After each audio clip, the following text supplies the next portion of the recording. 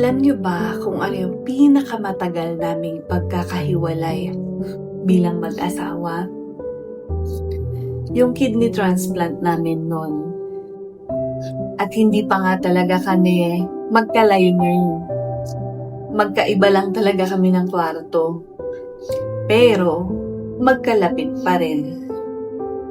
Kasi, sa totoo lang, hindi kasi kami sanay na hindi magkasama.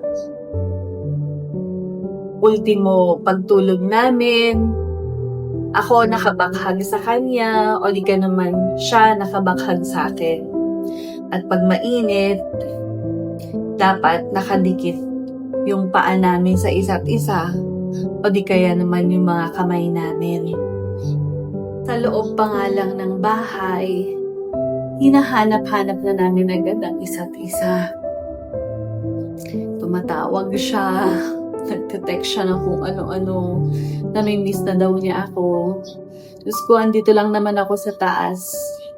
Tapos siya, andun siya sa baba. So, yun. Ganun kasi kami talaga araw-araw.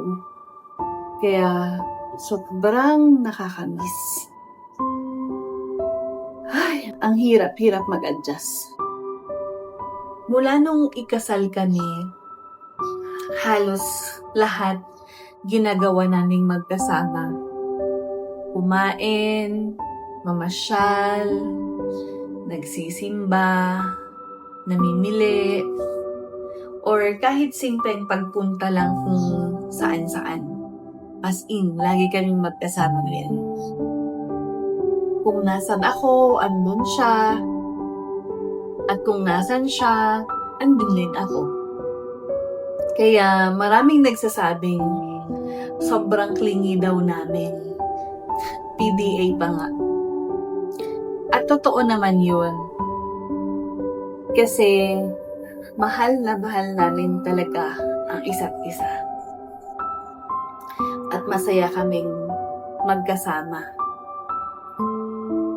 Kaya siguro hanggang ngayon, hindi pa rin ako sanay. Kasi sa loob ng maraming taon, lagi siyang nandyan.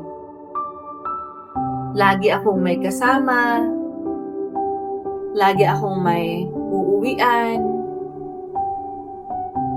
At ngayon, unang beses sa buhay ko na kailangan kong harapin ang maraming bagay nang wala siya. At doon ko na-realize, hindi pala mahirap dahil clingy kami. Mas mahirap dahil siya yung naging tahanan ko. At kapag nasanay kang kasama ang tahanan mo araw-araw, sobrang hirap pala kapag bigla siyang nawala.